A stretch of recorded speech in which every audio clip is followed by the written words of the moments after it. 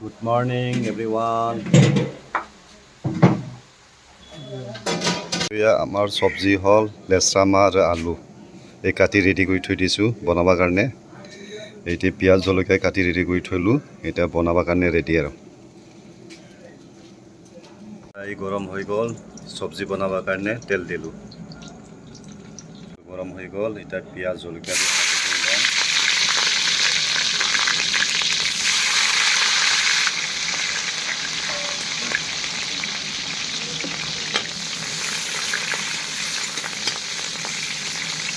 ভাজা হৈ গ'ল। এতিয়া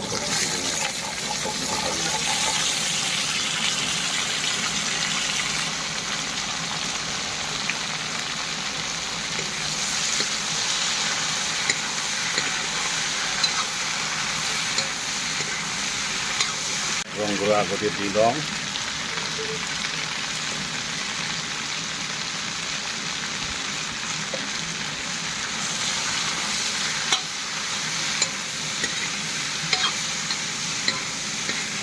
দি লৈছোঁ আগতে নিমখ।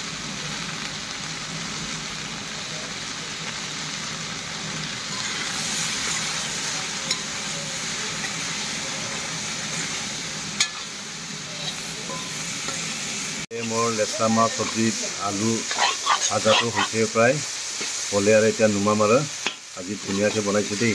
আজি খাই কিন্তু মজা লাগিব, টেষ্ট লাগিব খাই লেচৰা মাহ আলু চব্জি।